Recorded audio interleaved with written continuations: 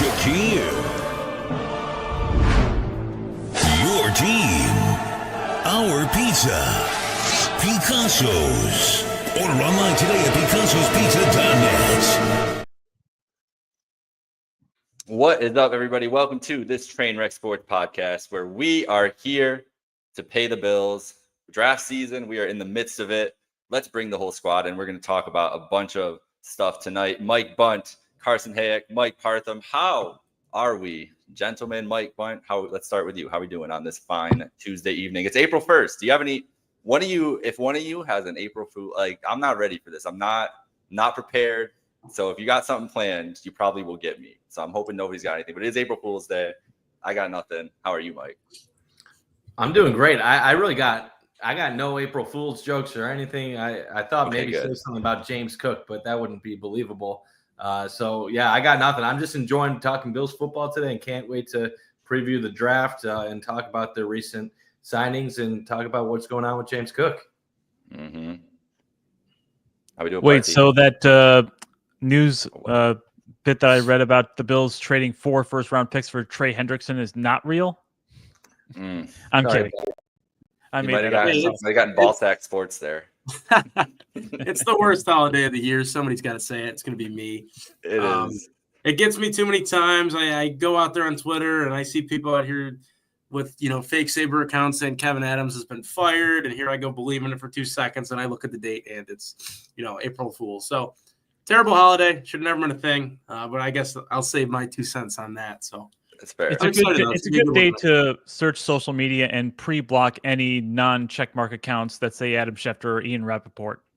That's a great call. That's a good call. That's a great call. The brands were out of control because I saw a lot of tweets saying hashtag April Fools. And I feel like that defeats the purpose of the April Fools. Yes. You're just getting into literally making when they April do that, they're not Fools trying to get anybody. They're just, going along with the gag.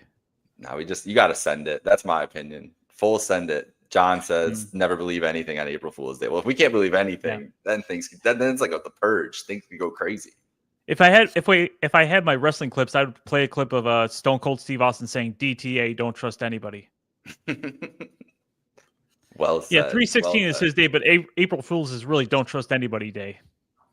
It really is. And as a segue out of that, it doesn't seem like James Cook's trusting anybody right now. He's not trusting any word from the Bills.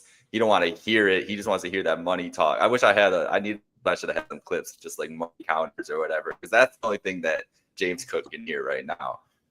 The Bills, since last time we did a podcast, signed Christian Benford to an extension, 4 years, $76 million over the weekend.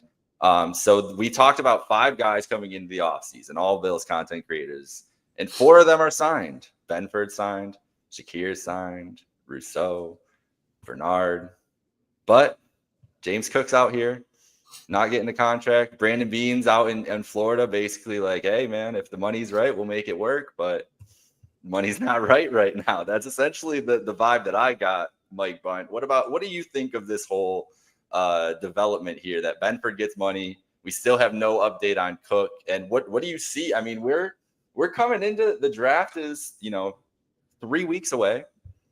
We're coming up. It's right around the corner. And maybe is James Cook a Bill beyond the draft? Like, is that how serious this thing can get? Is it or are we just is this all just a lot of posturing because the draft is coming up? So there's a lot of movement behind the scenes by these two sides.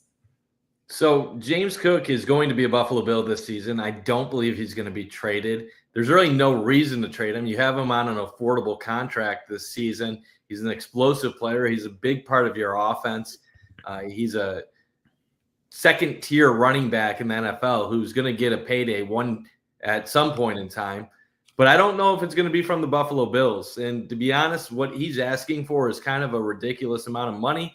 And the Bills would be foolish to even consider getting him even in the ballpark of what he's asking for right now. And I think the recent contract extensions of 4 other players kind of shows that the Bills feel the same way. $15 million is a joke amount of money. Let's be real. 2 years ago, we would have said $10 million for a top running back would have been foolish to give. He's not worth that type of money.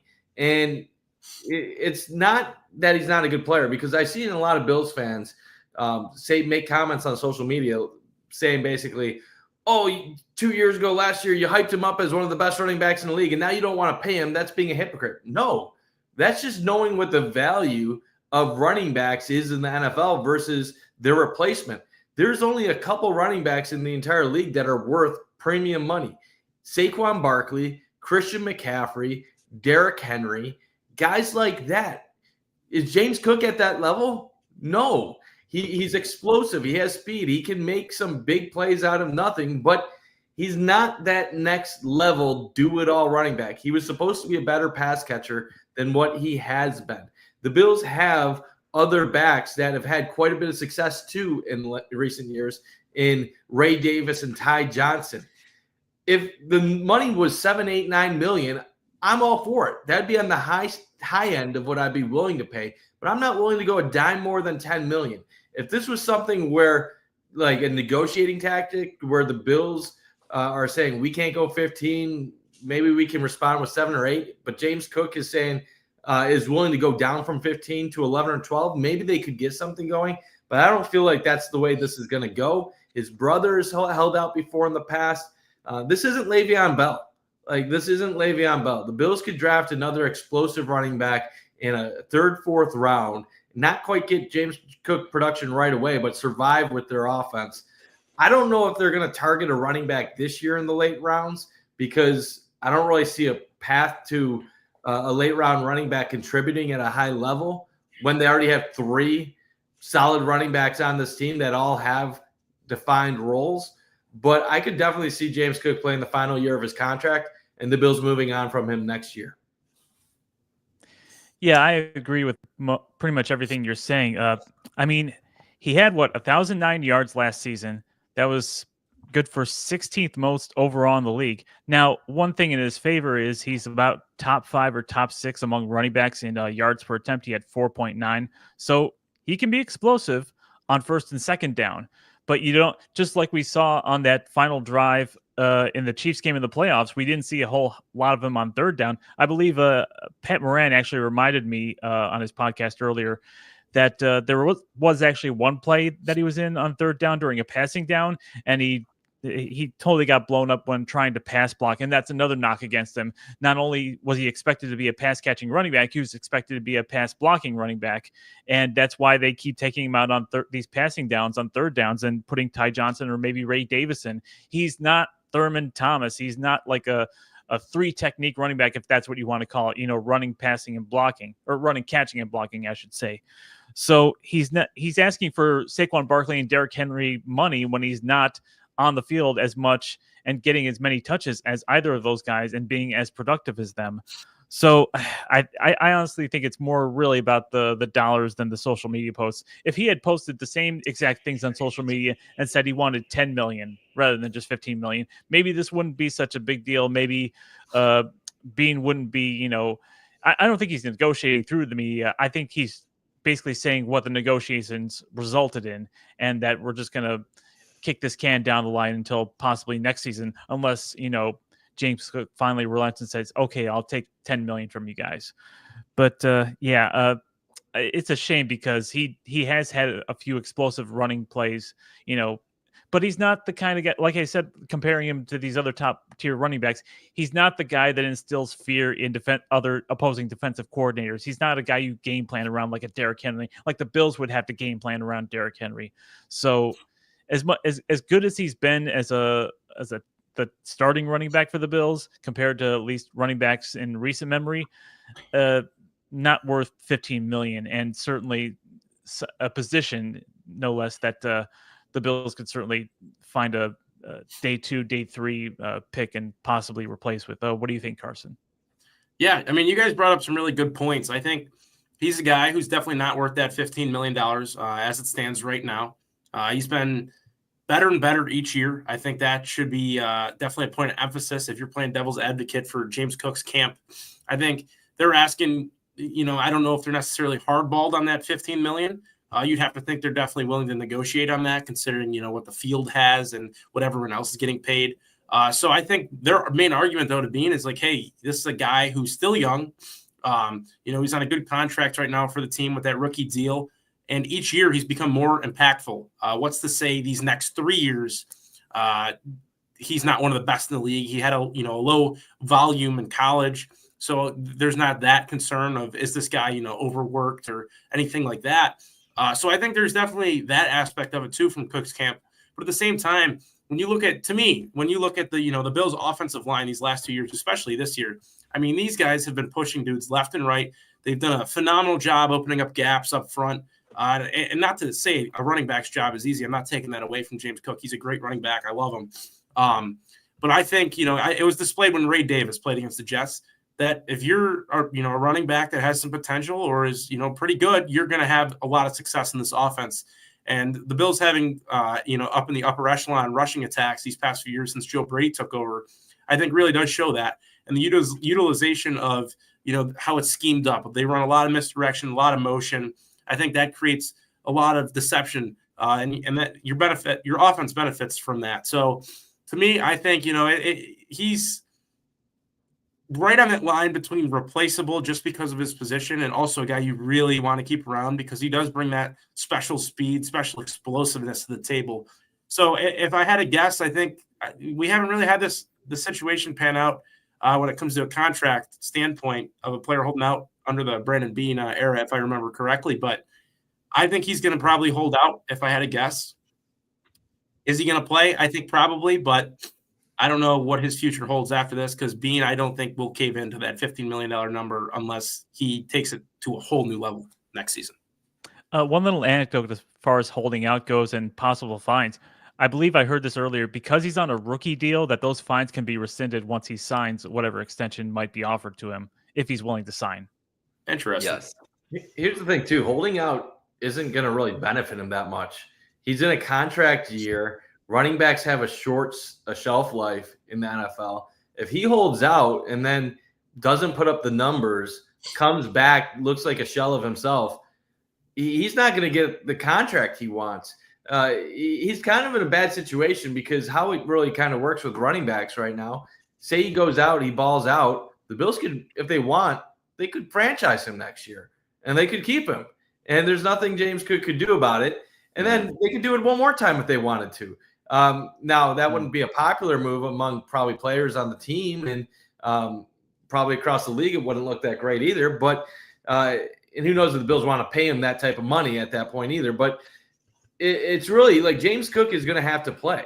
And if he doesn't play and the Bills bring somebody on the outside who then lights it up, that just makes it look like, oh, well, the Bills have a great offensive line. They have a great offense, great quarterback. It doesn't really matter who's in the backfield. And then you lost all your leverage in Buffalo. And then every other team across the league is like, okay, yeah, I guess he was replaceable. So I don't think it benefits James Cook at all to hold out. His best way forward, if he wants to get paid, is go out there, kill it, put up the best numbers possible, and hope that the Bills let him walk if they're not willing to pay him what he wants. You mentioned possibly using the franchise tag. The last time the Bills used a franchise tag on a player was Cordy Glenn in 2016. And he never actually played on that because they reached a 5-year extension before that came into effect. So that was pre-McDermott and Beane era. They've never used a franchise tag on one player. Yeah, I don't. So it's interesting with Cook, the holdout situation, because if he comes to a point where he's going to hold out, I think they would just trade him at that point. I don't think they would even deal with a holdout. Why would you put up with it with him for a holdout? I think they would get rid of him. So if they think that he's willing to hold out, that's why I'm wondering how real a trade scenario is now. Because I don't think they're going to put up James Cook. Whatever James Cook thinks, James Cook is like you guys have all said, saying his praises. He's a great football player. He's not worth what he wants to this football team. No running back ever is going to be worth it because Josh Allen exists on this team. He has no leverage. There's zero leverage. His leverage is that he's going to leave. They already drafted his replacement, guys. They drafted Ray Davis last year. I think they drafted Ray Davis with an idea that a Cook confrontation was probably going to come to a head. They probably had an idea of how much he wanted to make eventually at the high end of his rookie deal if things went well. And then things went well. But John makes a great point. It took him 17 games to get 1,000 yards. Like, we're talking different levels of running back for guys making the kind of money that he's asking for. It's not 1,000-yard rushers. that get 15 million. And while he has the potential to be more with more usage and more development and continuing to play behind a great offensive line, it's not worth the risk for the Bills. And he has no leverage to prove to them that it is.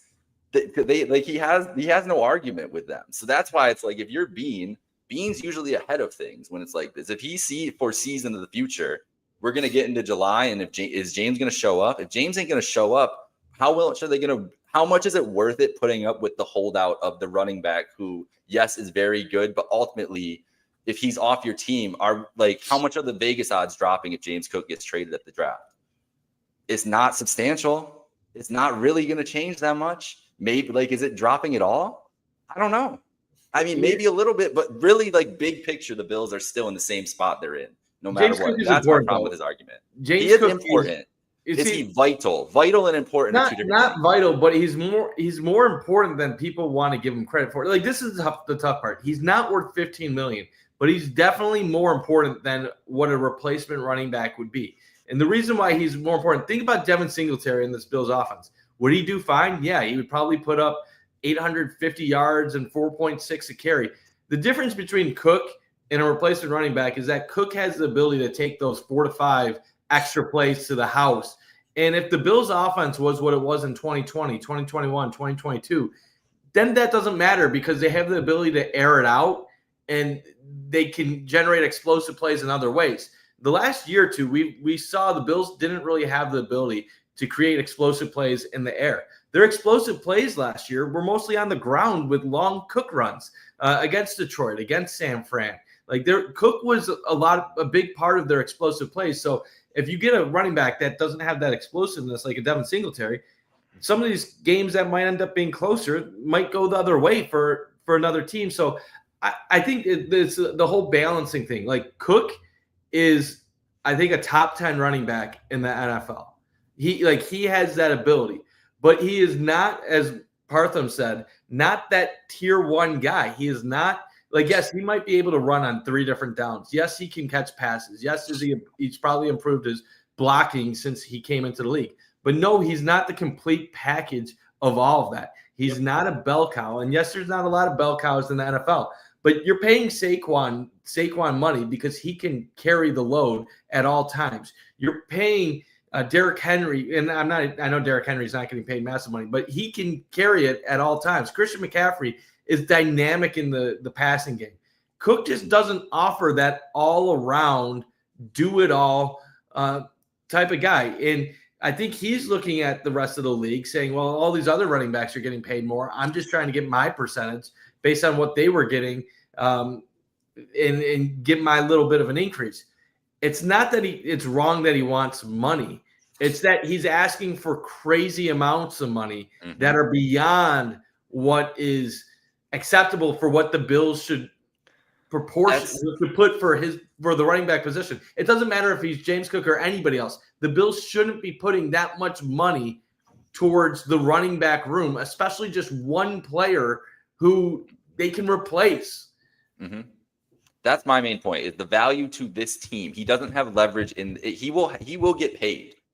He's going to have a great year next year, and he's going to get paid his money by somebody. Maybe it's not $15 million, but he's going to get paid a good chunk of money on a multi-year deal by an NFL team. But like you just said, and that's my point too, the Bills are only going to allot so much salary to the running back position in the future. That number for Josh Allen is huge. It's just realistically, and even at the discount that he gave the Bills, it's still a huge number that they have to work around.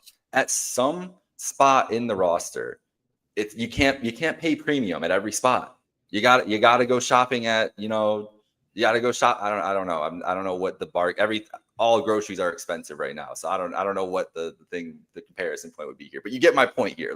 You can't spend for superstars at every position.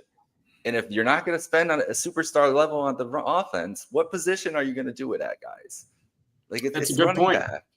It's just a math problem when it comes down to it. It's nothing against James Cook at all. It's just math. It's just looking at the numbers on the sheet, and there's not money for it. It's just not there. If you're going to pay your quarterback that much money, you got to make concessions on other parts of your offense. Yeah. Because if you want to have a good defense, you're going to have to spend money on the defense too. So it's And by the way, I'm not saying this as a criticism because I do love the moves, but isn't it always funny how whenever Brandon Beane signs somebody, people are like, oh my God, the Bills got that guy at such a discount. Such a discount. That $52 million contract, that $80 million contract, we are like getting discounts with some of these guys by re-signing them like when we are. But like we act like we're getting like $5 million, $6 million cheaper than what we would have when like it might be like a mil here, like a mil there. And like it's not really massive discounts like we make it seem. And because it's also we also inflate player value when they play for the Bills compared to what the rest of the league might think of them. That too, but also 4 contracts at the mid-level deals that they signed add up. Like those are like the on their own they might look like solid deals. Put them together, they spent like I don't know what the total number is, but they threw a chunk of change around. And it looks different, when the Browns give it all to Myles Garrett, that looks different when it's one person. But the Bills just kind of did one big thing and 4 big signings. They still spent a lot of money for their future. Like it is a big commitment to guys. Remember what we said last fall? We said the Bills are setting themselves up to make a splash next offseason. We thought they would either be going after wide receiver if the offensive experiment of everyone eats went wrong, or we thought they would go corner, defensive line because of aging and certain things at those positions. Well, the everyone eats kind of proved to be pretty good. Now they're going to try to go after that one more time, even though everyone wishes they probably had a higher end number 1 receiver. And you look into it, what did the Bills really prove with their young group? Well, they identified their core of the future. They basically said Josh Allen's obviously our guy, but we think Khalil Shakir, Terrell Bernard, Christian Benford, and who am I missing right now? I'm missing some. Greg Rousseau are going to be the guys that lead our team. And you think about the contracts for all of them. Those guys are going to be Buffalo Bills for like 7-8 years before most of them are gone. Like this is the next wave. The beginning of the McDermott tenure was guys like Micah Hyde, Jordan Poyer. You had Trey White. Deion Dawkins has been long-term. We just identified who the guys are that we're going to be talking about as the great Bills when we're 10 years from now, 20 years from now. The way our parents talk about Jim Kelly, Andre Reed, Thurman Thomas. We're going to be talking about guys like Greg Rousseau and Khalil Shakir, and obviously guys like Jordan Poyer and Micah Hyde and the likes. That's true. It brings me back, though. I will say, to go back to Cook for 1 second, though, if you were to keep all else the same as far as the percentage of money and how people are paid, I wonder if this was 10 years ago with the team that didn't have a star quarterback that relied on that ground game so much. Like if you were to replace LaShawn McCoy, for example, with James Cook, I think we're having a different conversation right now, considering you're a middle of the pack team and your run game is really the strength of the team. I think the Bills would pay. Like they'd sacrifice because that was their identity when they had Tyrod and LaShawn McCoy. Yeah, they would go 7-9. Exactly. That's what I'm saying. So now you're a good team. You got good players. The cap space is, thin. So it's all funny situations because I think there is a world where James Cook will go out there and get paid $13.5, $14 million to a team like, I don't know, Carolina or somebody like that who is trying to take that next step. So they're going to have to overpay a little bit. So there is a market for Cook eventually somewhere, but he has to prove that he's, still in that upper echelon. The future's, best for him is still yet to come. So I think there's a lot to this. Obviously, Bean brought this up. This is something that they're going to revisit down the road. So I'd love to see James Cook play for the Bills the next 10 years. But is it likely at this point? I don't think so. And that's my final point on it, Carson. You hit it perfectly. Is James Cook worth the money? Well, if someone pays him that money, then he's worth it.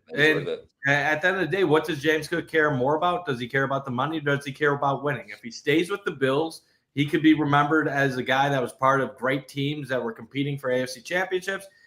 Or he could go to Carolina and be part of a possible rebuild or team trying to climb up. And maybe he has success elsewhere and it elevates a team and he's content with that. And he has a lot of good memories and the cash. It's a risk. I just think it's one of those, you shouldn't ask, is James Cook worth $15 million? Is he worth $15 million to the Buffalo Bills? That answer is no. Is he worth $15 million to the Las Vegas Raiders or the Carolina Panthers? Maybe it's a yes for them. Maybe he's a piece that helps elevate them, but it's definitely not the case in Buffalo. And it's not about the player; it's about the situation. It's always the Oakland Raiders. That's all right. You don't have to ever fix that. Don't worry about that. Don't worry about that. Yeah, great stuff, guys. I totaled it up here. Speaking of trying to fix things, the competition committee is apparently trying to fix something that is generating a lot of debate here. And I don't know, can we have a little debate on here about the so-called tush push, brotherly shove, snowplow, whatever we're calling it these days? Let's do it. Before we move on completely, the last point. The Bills spent, at least sticker price, $266 million on their 4 re-signings. That's a lot of money. All right, tush push. Tush push time. Brotherly shove time. Tush push. That's just a great name. People need to just embrace that. That's pretty divided as far as whether people like that particular moniker or not. But it's Mike, weird. What do you think? It's weird because I'm a regular listener of WGR's morning show with Jeremy and Joe, and formerly Howard. I'm usually like 90% with them on a lot of their viewpoints, like let's get rid of the offside challenge in hockey, et cetera, et cetera. Their reasoning for they say they don't want the tush push, and the reasoning is it's stupid. And I'm just listening and sitting there like, that's it. I mean, Sean McDermott is coming out with some he's getting raked over the coals right now for some backwards logic of, oh yeah, we don't think it's a safe play, but but the data doesn't show it. We don't have a lot of data. Oh, I'm not a doctor. I can't determine if this is an unsafe play. Then why are you the one deciding this? And of course, the hypocrisy of being one of the coaches that frequently uses this play. And now you're saying it's unsafe. Well, if it's unsafe, why are you risking your multi-$100 million quarterback on it every time? He's not talking about unsafe for the offense. He's talking unsafe for the defense. So people have been bringing that up, but they're missing his point. Okay, Mike Catalana of 13 Wham, longtime sports reporter over there, back in my hometown, by the way, and for the Buffalo Plus podcast. I'll give him his shout out for that. But he's a Philadelphia guy. He's an Eagles fan at heart, even though he's covered the Bills for decades now. So he watches Bills games and Eagles games equally. And they're the top 2 teams that utilize this play. And he says he hasn't seen anybody get hurt on this play on either side of the ball. There's no date. And when people are using the wedge on kick returns, they banned it because there was data on injuries. When people were players were getting concussions on the field because of head-to-head injuries, they penalized that. When the kickoffs were generating concussions because of these head-on collisions, coming from opposite sides of the field with full steam, they went to the XFL format. There was data on safety issues for all of those things that they changed. There is no data on injury issues for the tush push. Now, there was one anecdote. Supposedly, Deion Dawkins went on Colin Cowherd and said that doing this play does take a toll on his body, but how much more toll does it take on your body if it's a tush push rather than just a quarterback sneak? Because it's essentially the same play, and the quarterback's just getting a little shove from behind. So no one's talking about banning the quarterback sneak, but it's essentially the same play with just one little change of offensive strategy to it. So I don't understand what the safety issue is behind this that McDermott is talking about. So, okay, I'm going to interject. I'm sorry to interrupt. Go ahead, by all means. It's sometimes people say things, but what they're saying isn't the real reason why they are for or against something. Teams aren't against it. They're not against the teams are not against it because of the safety reason. They're against it because it has like a 95% success rate. And but that's even stupider reason. You can't defend it. Mike, a head coach in the NFL can't go out to a media and say, we want this play rescinded because we can't fucking stop it. Like, they're not going to say that. That's what he's saying, though. They can't stop it. But the Chiefs did stop it in the playoffs. That's probably what McDermott is bitter over. Mike, what happened in baseball when all the teams figured the shift out, and basically the shift figured out every left-handed pole hitter. They outlawed it. Why? Because baseball was boring when you knew every single guy that could hit a ball 110 miles per hour was going to still result in an out 80% of the time because they were going to hit it straight to a guy. That is what the tush push is. It's boring. 95% of the time on a 1 or less yard gain, they are converting. They can't stop it. And the only way to stop it is to get big guys in the interior of your line, which don't exist anymore because defenses have gone small. So what happens if you get big boys in the middle of your line? Well, then they're going to be vulnerable, and then you're going to be able to exploit teams in another way that you're going to convert 100% of the time. They don't like the play because there is no effective solution to stop the play. When you're coaching, you're coming up with strategy. This guy does this. I respond with this. And you have like percentage odds of like both teams have a chance of converting or like failing on a play. They don't have that with the tush push. And the reason why they say the safety stuff is the only way to stop the tush push is to get big, massive human beings in your interior line and go at the knees of the offensive player to get them to basically trip up and not get forward momentum and then have guys jump over the top. So basically what the coaches are saying, yes, there's no data showing injuries. Why? Because if we did what we needed to do, we would be going after people's knees. We would have people going head to knee. It would be a joke. That's what they're saying. They're saying it's not a true play that is fair and balanced. But they can't say that. It's essentially the original play. It's going back to football's roots. It's rugby essentially. How is it not? But we don't allow stuff that happens during a. There's certain things that don't allow certain levels of pushing. Yeah. Defenses aren't allowed to do certain things on field goal blocks. Why? Because it gives them an unfair advantage, and it would help them lead to injuries. The things that the defenses need to do to stop the tush push, they can't realistically do. So it's one of those plays where, do you want a Super Bowl, 4th and 1, game on the line, tush push? It's not that I give credit to Philadelphia. Like coming up with that play was genius. It's a great thing.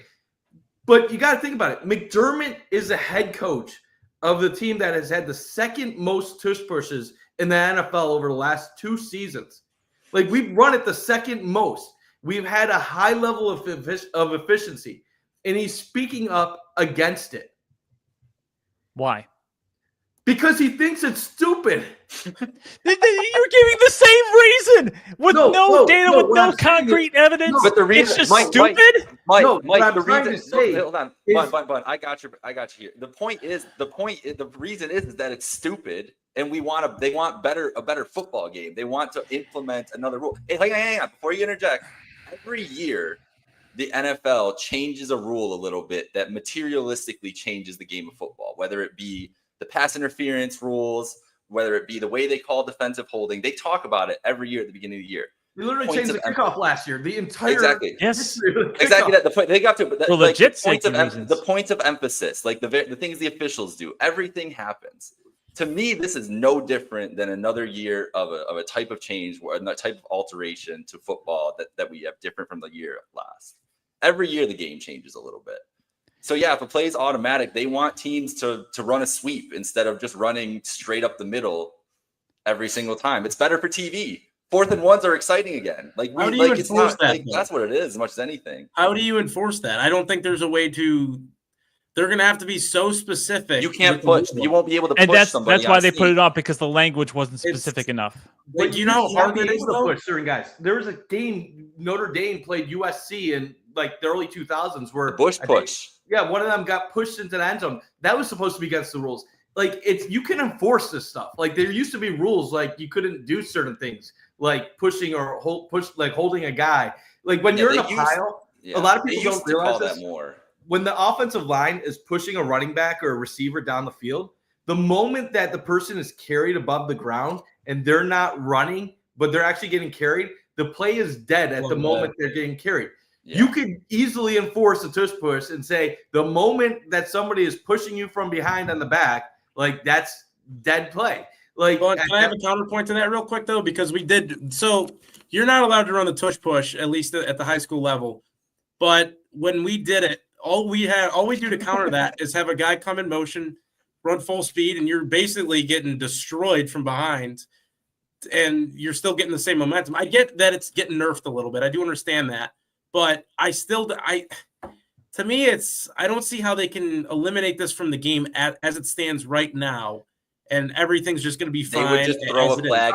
They would throw a flag every time you would. They would be like, refs, every time you even see anything that you might think is a tush push, throw the flag. And we'd be so annoyed with every QB sneak. That's exactly what I'm saying, though. Does it make the game better? I don't know. You would have to outlaw the quarterback sneak play itself. This is what sports do. When they think that something is bad for the sport, or they don't like it, or fans don't like it, sports make changes. That's the history of sports. NBA added a 3-point line back in the day to add interest. The NHL has changed the size of goalie equipment. Took out the 2-line pass. Brought in shifts. They've raised the mound. They've lowered the mound. There's a time in college basketball you weren't allowed to dunk a basketball because it was unfair, because certain guys were more athletic than other guys. Sports change rules when they don't think the product on the field is something they want going forward. Why does the NFL favor offense right now in so many ways? Because they want more scoring. Maybe this play, they think it's too much of an advantage for the offense. So they decide we're going to change it. Leagues are constantly changing. We can't look at this like, oh, that's not like with the game of football. Literally in baseball, in the 10th inning of a game now, you got a guy starting at second base. Like, who would have fucked? I'm sorry, I'm swearing. I'm going to hit my bad. Who would have thought, like, the traditionalists in baseball, they would be, like, swearing in their grave right now. Like, are you kidding me? You have a designated hitter in the National League now. Like, the first 100 years of baseball, that didn't exist. You want to know something? When baseball first started, a foul ball was fair. Like, can you imagine that? Football, they didn't even throw the ball like the first 50 years of the sport. Like, the leagues are always changing. Mike, I understand the historical perspective of sports change with the times and change with the athletes and change with the innovations. But I don't see how this is that big of an innovation, how this is that big of an unfair advantage, because the Eagles are running it and the Bills are running it, but who else is really running it that often? And if it's such a good play, then why isn't everybody trying to run it? And if you're going to outlaw it, how are you going to outlaw the tush push and not the quarterback sneak? Teams have been doing the quarterback sneak for forever, ever since the rugby days. So are we going to outlaw the quarterback sneak? Because that can easily get 1 yard too, without having to shove your quarterback from behind.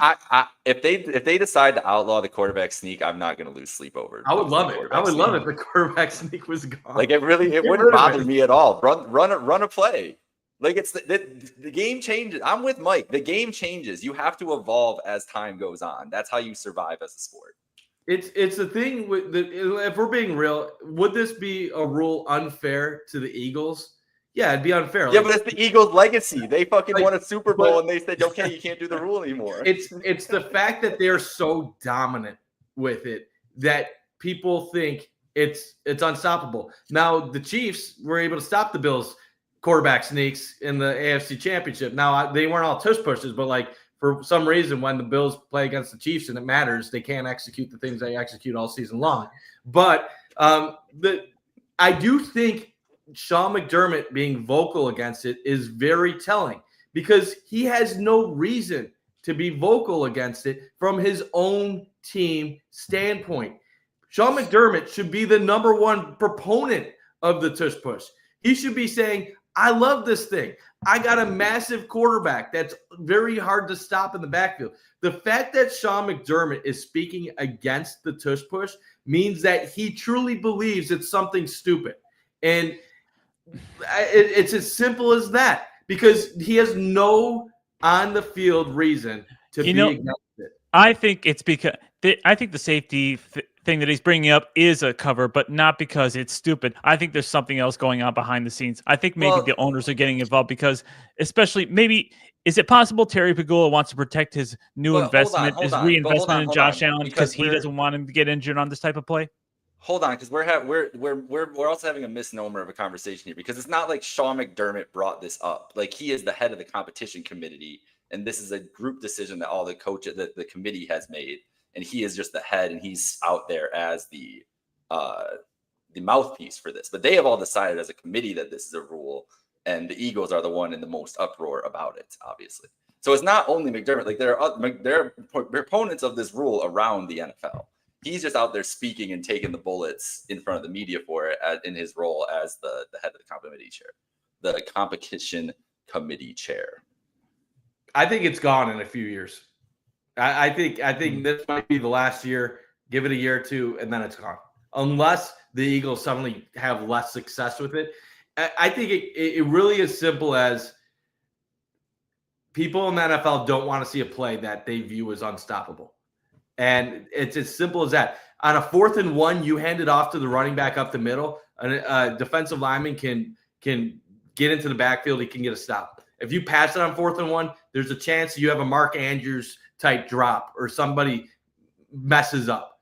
The tush push is very hard to mess up. And it's not the quarterbacks that are getting hurt on these. And there really isn't the data. It's simply people view it as an unstoppable play. And when fans think something is an automatic in sports, guess what they don't like? They don't like it. Fans don't want to watch things that they perceive as no chance of stopping. They want to go into every play, every game thinking that something can happen. It's not good for TV. Outside of Eagles fans, nobody enjoys watching it. But nobody outside of the Eagles besides the Bills are doing it that often. If it was a league-wide thing where every team was practicing, and by the way, let's give credit to the Eagles for having the personnel and the practice put in to make this a nigh undefensible play on their part, at least. And the Bills showed, as far as, like you pointed out, when they played the Chiefs, it's not an unstoppable play. You have to have the practice, you have to have the personnel, you have to have the offensive lineman and a big quarterback who knows how to shove his way in. But if every team was doing this, if every team was doing this, you would have a point with every 95% of the time, Mike. If every team was doing this, you would have a point like they do the shift in baseball and they outlawed that. You would have a point with this being something they should take out. Do you know the percentage of success the Bills and Eagles have on the tush push during the regular season? Do you know? It's like 97%.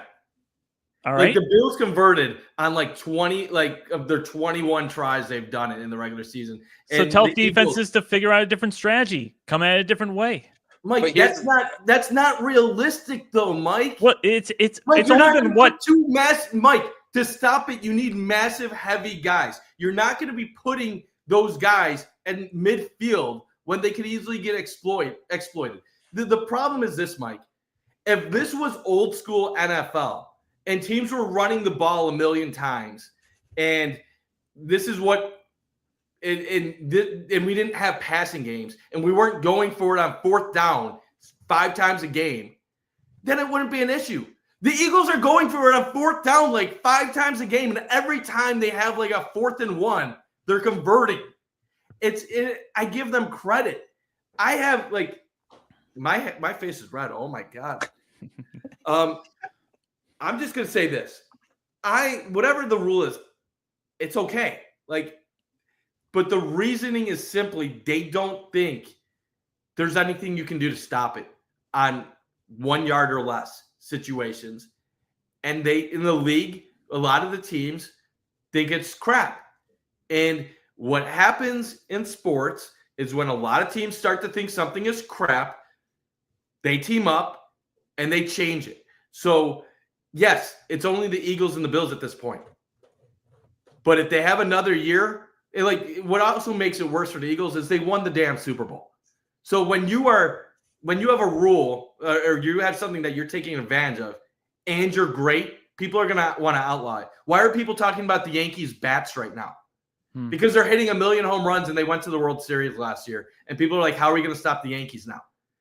When you are almost unstoppable and you are a big market and you have one of the most annoying fan bases in the league, the rest of the league is going to come at you. This shouldn't be a surprise. They were talking about this last year, Mike. They just didn't do anything about it last year. The Packers got steamrolled in the NFC playoffs against Philly, and they want to punish them. It's stupid, but that's how sports works, Mike. It is petty. That's not It is rational. petty, but that was my last point was about this, is that's just how the process works. If the coaches want to be petty and be like, fuck this, like we hate this play, we can outlaw it. If they get enough people, that's how it works. That's the world. That's politics. Yeah. That's government. That's sports. Like that's people don't do things because they're like Mike, I wish the world was rational and like be like, well, there's only 2 teams that are really taking advantage of this, and they only run it less than 1% of the plays in the NFL regular season. And the Eagles have a great quarterback, great offensive line. The Bills have a great quarterback, and there are only 2 teams that can do this.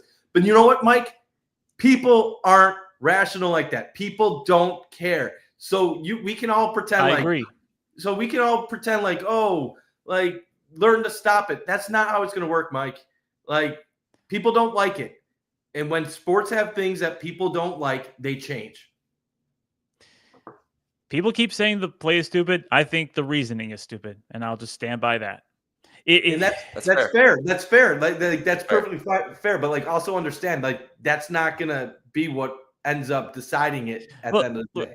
Tell me something. Have the Eagles? How long have the Eagles been running this for now? 2 years, 3 years, or is it just this past season that they popularized it? 3 years. I think it's been 3 years since they really started.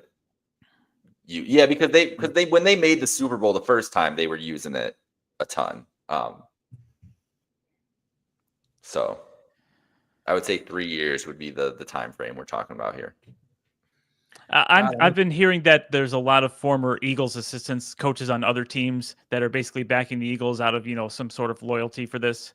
So unless this becomes more, the play becomes more popularized, and coaches are taking advantage of it and having 95+% success with it, then I think everybody will saying, well, now in that case it would be mutually assured destruction, just like it,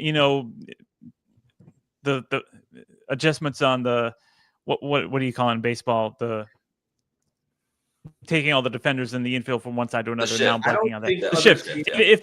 When every team is using the shift, that's when they decide to outlaw it. If every team's using the tush push, that's when they say, well, it's a circular firing squad. Let's just we're taking all the drama out of everybody's 4th and 1s. Right now, it's just the Bills and the Eagles. The thing about the tush push and the thing about football in general is back in the day, you didn't have quarterbacks volunteering. I can't even speak right now. Voluntarily. You didn't have quarterbacks basically volunteering to put their bodies on the line. Back in the day, you were taught slide. That's true. Avoid contact. You wanted as little punishment as possible. If it was a 3rd and 1, 4th and 1, you're handing it to your big running back or your fullback, and you were powering through. Yes, teams quarterback sneaked it, but they didn't quarterback sneak it at the amount that you're seeing certain people get quarterback sneaks now. Jalen Hurts is scoring 10+ touchdowns a year because of the tush push. Josh Allen is going to has the Bills franchise record for touchdown runs because of short touchdown sneaks. Not all tush pushes, but like a lot of short runs mixed in there. What's happening on the now, flip side of that, the Chiefs have decided to just give up on the quarterback sneak entirely in all of its forms because Patrick Mahomes got hurt one time. They don't even want to risk their quarterback getting hit at all. They're so good in every other element of the game, they don't even need to risk it. Sure. But are we essentially punishing Josh Allen and Jalen Hurts for being that much bigger and that much tougher and being able to take the punishment? But here's the thing. Jalen Hurts wouldn't have done this in 1995. Know why? Because when he gets nailed to the ground and his head hits an artificial turf field that's like a concrete when it's 10 degrees out and his brains get mashed out, or when he's in the bottom of the pile and people are punching him in the gut and giving him nut taps and shit like that, he wouldn't survive. Back in the day, defenses obliterated quarterbacks. That's why quarterbacks didn't play till 40. They died at 35. They were concussed and out of the league by 36. Jim Kelly was out of the league by the time he was like 36 years old. You couldn't survive in the NFL back in the day because when you were in a pile, anything went, and you were allowed to get bullied. You were allowed to get hit late. That's why people protected quarterbacks. That's why they always said receivers shouldn't run over the middle of the field, because they were going to be vulnerable and they could get hit, and it was allowed. The problem everybody has with the tush push right now is the way to stop it is by defenses to be cheap and dirty. But defenses aren't allowed to be cheap and dirty because they get penalized. But yet you have offenses lining up off sides where literally they're hovering over the ball where they're already got the yard to gain half the time before they even snap the ball. It's not just the play. It's what is required to stop the play, requires teams to play football that they're not allowed to play anymore. You can't have it both ways. You can't be like, well, let defenses adjust to it. But then if defenses adjust to it, be like, well, that's a penalty for going at someone's knees. That's a penalty for being late. Like, you know what? If you're going to allow stuff like the tush push, then let somebody fucking demolish a quarterback late and do whatever they want. But we don't have that. Why? Because of safety. Because we want offense to score. You can't just have everything benefit the offense. There's things that defenses do that were great, and then they get outlawed. Like, let's be real. The reason why people want this banned is because they see it as a one-sided play that is way too pro-offense, in a league that's way too pro-offense, in a league that's just been screwing over defenses for the last 20 years. That's why it needs to be. That's why people want it banned, because they're like, it's getting ridiculous. The NFL is turning into arena football. It's a joke. Back in 1970, you could throw 15 touchdowns and 24 interceptions and be a Pro Bowl quarterback. Like, in 1990s, Jim Kelly could throw 23 touchdowns and 17 interceptions and be a Pro Bowl quarterback, be an MVP discussion. Now a quarterback that throws 40 touchdowns and 5 interceptions can't even win the MVP. Like the league has gone way too pro offense, and they need to equal things out in certain ways. I agree that with the times that change, certain things have to be adjusted in order to foster competition and drama.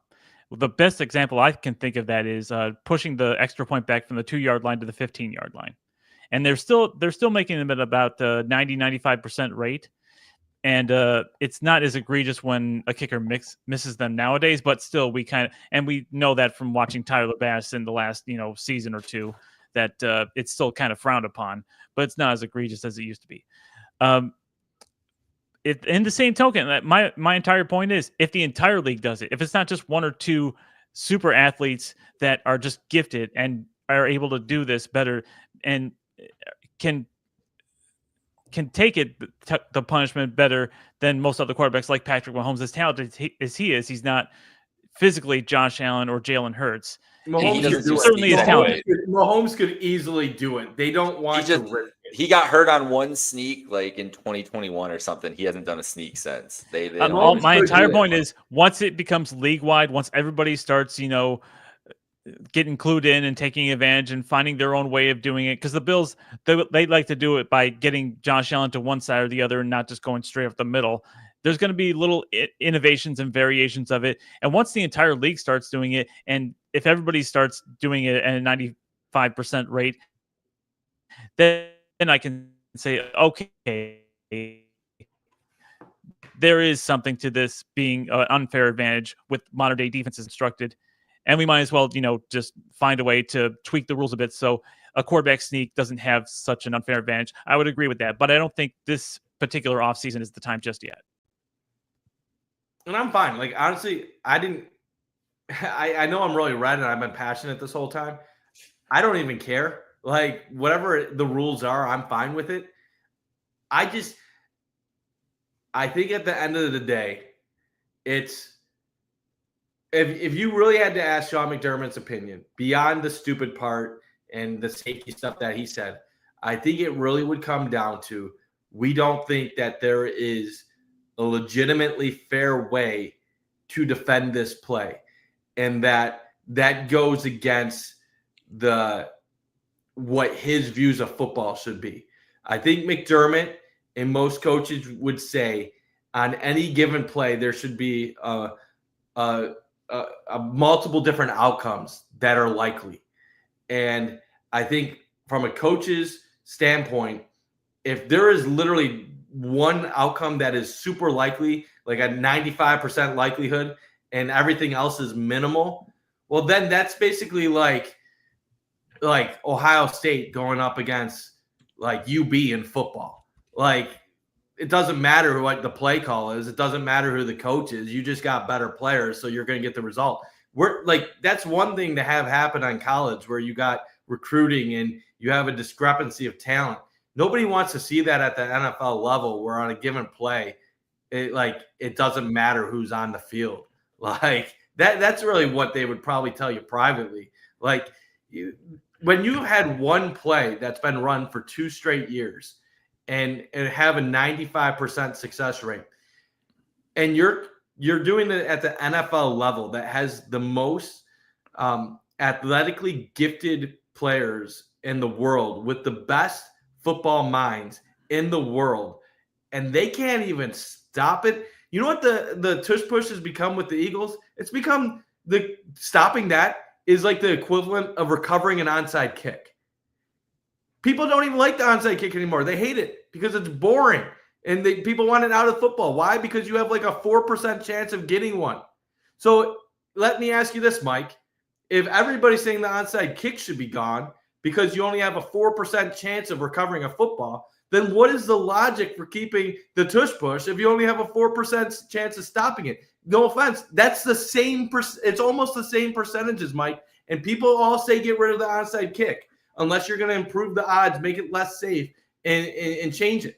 This is the same numbers. You have just as good of a chance of stopping the tush push as you do an onside kick. That's a joke, man, because an onside kick is basically impossible to recover in the NFL. Not impossible. And I would say oh my God, Mike. Find a way to improve the chances of the onside kick being recovered. The Bills are down 10 points with a minute and a half left to go. They score a touchdown to make it a 3-point game.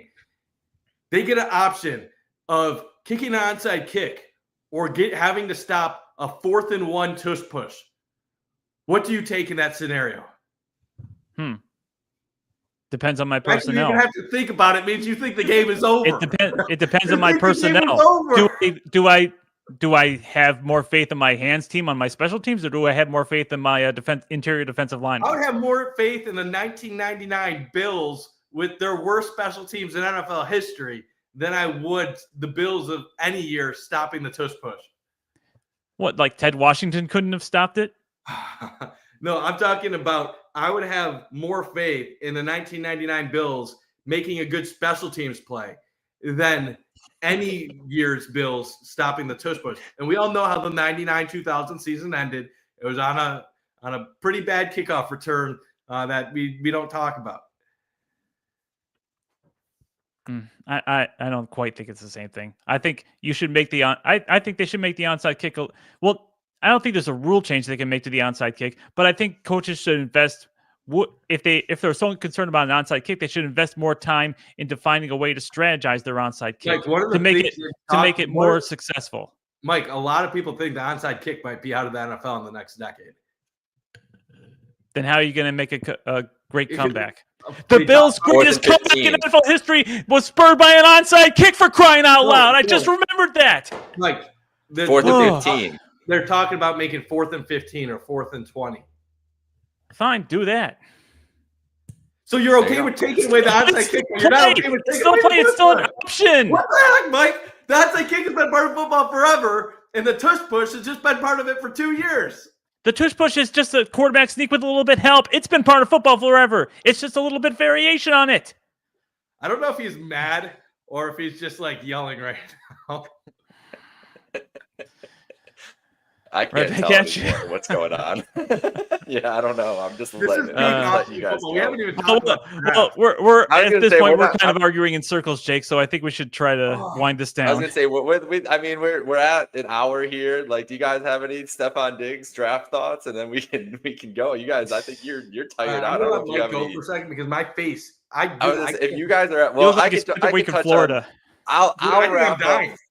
I'll wrap up the tush push here. You both make great points. You both are actually you're both right. It's just the fact that the politics of the NFL is going to decide this. So we're all going to be angry about it because NFL owners don't think like we do. So that's all it is. But I don't know. I will see what happens. Maybe they give it a tush push. Maybe they give it an onside kick. Maybe they add 12 players to the field. Maybe coaches have to, run one play on the field every game, and you got to have young guys. I don't know. The league will change, and we will be here, ready to go. What if next year, Mike, they ban the tush push, and then 4th and 1, it's in the Super Bowl, and it's Eagles Bills, and Jalen Hurts has the ball? How would you feel? I'll be so thankful. I'll be so thankful. Like, what if it's 4th and 1 and Josh Allen has the ball in the Super Bowl? Well, he wasn't going to convert it anyway. So no, but I like it's a weird issue. We'll see what the league decides to do with it. But the league, you know what I'm glad about it? Now that if they do ever get rid of it, then I don't have to worry. Like, okay, we're gonna have a 4th and 1, and we're gonna fumble the snap on a tush push. Like, oh yeah, that happened. Like, yeah. Every time I feel like the Bills, this is just my perception. I could be completely wrong. I feel like every time the Bills are in a big situation, like a QB sneak situation in an important game with the game on the line, that's when we don't get the yard. Like I think back to the Minnesota game, sneaking out of their own end zone, right? I think of the Tennessee game, Monday night, the Kansas City playoff game. I even think about the Dallas one where he somehow picked it up and still jumps over on. It was a very fortuitous bounce. But all these stats are always the Bills execute on these 4th and 1s on the QB sneak 95% of the time. I'm I remember the 4 times it didn't happen. I know. Well, and I feel a lot of it. I feel it looks like, and this is again just conjecture, but it feels like it looks like Josh gets stuffed initially, and then Josh just does weird Josh things and wills his way to get a lot of these too. So we might, like you said, Partham, just have the superhuman that is able to do this and try to stop it, which we have seen him do a lot of superhuman things over our lifetime. So. But yeah, I do have one conversation for a future episode. I know you guys want to talk quick digs and quick draft. When we're in peak offseason, I want to have a conversation. Do we think Sean McDermott and the Bills could make the playoffs without Josh Allen at quarterback if they had a mid-tier quarterback? When we already do that, I want to have that conversation because I have a crazy opinion on it that I think would be the opposite of most of Bills fans. Okay, but I'll table that because I see you. Are we talking with the current roster because he kind of already did that in his first year? That is accurate, and that's part of why I feel the way I do. But I think a lot of people would disagree with me. But let's get Diggs' thoughts quick. Stefon Diggs, New England Patriot. Really, the only thing was just I was watching that press conference. I mean, not a lot, not the whole thing, but just watching some clips, some YouTubes of it and everything. And I'm thinking about what this season really looks like for Stefon Diggs in New England, right? Because think about the man, Stefon Diggs, everything we know about him. Just put that, and I don't need to go. Not going to go into the Stefon Diggs backstory here. I'm not here to do that, but bear with me here. Stefon Diggs just tore his ACL. He is essentially on a 1-year deal. He signed a 3-year deal, but effectively it's 1 year with the guarantees, and they can get out of that pretty easily next year if they want to. He's going to be 32. Is he 32 already? He's either going to be 32 or 32 by the time the season starts. I think he's 31 right now. And yeah, I think he's turning 32. He turns 32 in the end of November. So so he's in his 32nd year going. Okay, so a guy the way that I look at football, I bail on wide receivers the time they turn 30, even if they're healthy. That's what I do. That's just one of my football team building ethoses. So this guy is 31, going on 32, coming fresh off an injury that nowadays usually takes you 1.5 years to get back to your full speed, adding on the pressure of I need to deliver this year because this team could cut me next year and I want to stay here and get all this $80 million.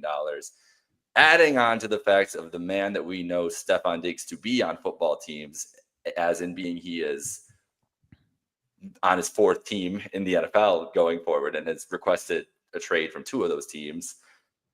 And leading into the fact that Mike Vrabel is one of the biggest hard-ass coaches in the NFL that we know today. I just don't see how this goes well. I just don't see Diggs being the same player, even if Diggs could get close to his production at some point later in this season. But it would be a medical miracle in today's modern age that he shows up and is a 1A receiver coming off this injury at his age. And I think in his mind, the way he looks at himself, he was acting like the same old Stefon Diggs. And what happens when it doesn't produce for Stefon this year with a young quarterback and a very headstrong head coach? That's all. I'm just wondering what the real possibilities are for this Stefon, because I'm getting texts from I've got so many Boston buddies. I'm getting texts from my friends. I'm getting all the edits. I'm getting the memes. I'm getting whatever cut ups. They're all hyped up. But Boston, sports fans are living the dream right now. They're on their high horse as always. Whatever. They got the Celtics. They're feeling pretty good right now. So everything's good. They're feeling good. They've got some optimism around the Pats. I just don't see it. I just don't. And it's not me. I'm trying not to sound like a hater. I'm trying to be rational. That's why I'm saying. All right. I'm going to give a quick take, and then I'm going to duck out, guys, for until next time. Stefon Diggs seems like he wants to be the guy in the receiving core of whatever team he's on. He wasn't quite the guy in Minnesota because they were, at that point, going more towards a running-based attack. He was the guy for 3 or 4 years in Buffalo, but toward the second half of his last season, they sort of phased him out, and they just didn't want to deal with whatever issues he had with the offense or how the team was being run. He wasn't quite the guy in Houston, and then, of course, an injury derailed all of that. I think part of his appeal is, of course, the Patriots, overpaid him a little bit. There's a difference between your market value and your actual value to your team. Your worth to your team and your market value. And I think the Patriots gave him a big market value for what he was actually worth. Mm-hmm. So that made New England very appealing to him, despite, him saying he wants to, I believe he said he wants to chase rings rather than money, but of course money talks all the time. Seeing a young quarterback that very much people are comparing to Josh Allen, and I don't know how much the opportunity to play the Bills twice a year might have factored into it. Maybe it was a little bit of icing on the cake. It just so happened to be the Patriots that gave him more money than any other team was willing to offer him. But essentially, at the end of the day, he wants to be one of the alphas on the offense, and the Patriots give him a chance to be that. But of course, with Mike Vrabel on the head coaching that team, maybe he doesn't know what he's getting into in this situation. But I don't think he's going to be what he thinks he still can be at this level. Well, yeah, I'll say this about Diggs. I think the signing makes sense for the Patriots. They've had little to juice on their franchise since Tom Brady has left, and Mac Jones obviously didn't work out. But it's kind of ironic that Diggs went from all he cared about was winning, and that Josh Allen wasn't good enough for him to get to that Super Bowl level. He goes down to Houston, takes a step back down with C.J. Stroud, who has a lot of potential and might be really good one day, but clearly is not the MVP caliber player that Josh Allen is right now. And now he's going to Drake May, who's even more uncertain than C.J. Stroud and might be good, but who knows? I think it could work out for both sides. I don't think the Patriots have a high upside right now, but if Diggs ends up being all right, they get a little bit of a rebound defensively, and May takes a step up as a quarterback. Could the Patriots be in the wild card discussion for the final playoff spot? Maybe. I wouldn't predict them to get there, but who's to say they can't be in that race heading late in the season? And if Diggs can be on a Patriots team that sneaks into the playoffs, I think that's a win for him, and I think it's a win for the Patriots to get relevant again. His underlying metrics before getting hurt last year, he was playing pretty solid football. He's not elite like he was, but he was still pretty good. The question is, how is he going to come back from an ACL? I think the money that the Patriots threw him was crazy. It's not money I would throw to a 31-year-old coming off a torn ACL. So that's kind of wild to me that he got it. I think at the end, Diggs kind of showed what he was really about. He chose money. And the funny part about it is he already had all the money in Buffalo. So at the end of the day, I think what went down in Diggs' head was that he did what he does. He wore out his welcome in Buffalo because he thought he was bigger than the rest of the team. And he forced his way out. He got unlucky with betting on himself with a torn ACL. And after that point in time, he had two options: try to go to a contender and win a Super Bowl, or take the money. And clearly, he chose the money. The only other option is that the contenders didn't want a 31-year-old coming off a torn ACL. So I think at the end of the day, this looks bad for him because he could have finished his career in Buffalo, put up numbers, and gone down as a great Buffalo Bill. And yes, people will love him at the end of the day, but I think now he looks like a guy that wore out his welcome in multiple spots and then chased the money late in his career. And he'll have a good career, a lot of earnings, but I think sometimes that's what kills your chances for making a Hall of Fame candidacy. He had a chance to be a Hall of Famer in Buffalo. That's a great point, and especially if the Bills go on to have the greatest success that they're looking for, winning a Super Bowl. Like if that happens without Diggs, like it's like that's like you weren't even. Yeah, you weren't. He's a footnote. It's like they had some fun years with Diggs, and then it's like, but then they unlocked when he left. Like that's what it becomes. Like it really has like. That's a great way to put it. Like the legacy turn for Diggs is honestly, it's the worst move he could have done. He should have just shut up, swallowed his ego, and handled whatever issues he had with management. Allen, whatever his issue was with the Bills, should have stomped it out and stayed on a contending team because it's went downhill since then. Like, now it is poetic that he's on this team, and if they just get their ass beat by the Bills this year twice, like it's gonna be the funniest thing in the world. Yeah, like ask Stefon Diggs before the Cincy loss in the playoffs. What would you rather be in 3 years? Like putting up 85 catches for 1,000 yards and 7 touchdowns for the Bills while entering the final good years of your career, but winning 13 games and having a chance to make a playoff run, or playing with a second-year quarterback coming off a 4-win team, but getting the similar money for being on one of the worst teams in the NFL. Like Stefon Diggs doesn't think bigger picture, and that's why he ends up in the situations he ends up in. Like he's a great player. And honestly, I don't think he's a bad person either. I think he is aware of how people look at him for the most part. But at the same point, I don't think he cares. When you wear out your welcome, when you wear out your welcome in multiple spots, like you can't really, you're not going to get the benefit of the doubt when you try to finger point at other people. And there was always the rumors he didn't like Kirk Cousins a ton in Minnesota, or he didn't like the coaching staff going to a run-focused game. And then afterwards, he'd be like, "No, I love Kirk. Like he's my boy," and all this stuff. No, he wasn't. Just like when he left Buffalo, and he's like, "Yeah, I still respect Josh Allen." No, you don't. You forced your way out. You could have finished your career and had 2 or 3 more 100 reception seasons. You chose not to be part of that anymore. You didn't want to. And the worst part is he spoke whether or not he talked the talk, because we know he didn't really talk a ton in Buffalo, but to be a person that's making scenes behind the scenes, and then your final game, you have a big drop. Like it's the Diggs story in all Buffalo. And this is typical for Buffalo sports fans. Like everybody wants to vilify sports fans in Buffalo. Why do they boo Jack Eichel? Why do they dislike Stefon Diggs? Well, you know what Buffalo sports fans have a problem with? I don't think it's the booing of Diggs. I don't think it's the booing of Eichel. It's that they support some of these guys that are dicks to the town and other people. And then they feel like they're broken because they supported these guys through thick and thin, even when these athletes didn't deserve the support. And then they feel broken because they realize they were naive and stupid to support some of these people after they were gone, after the true stories of what went down come out.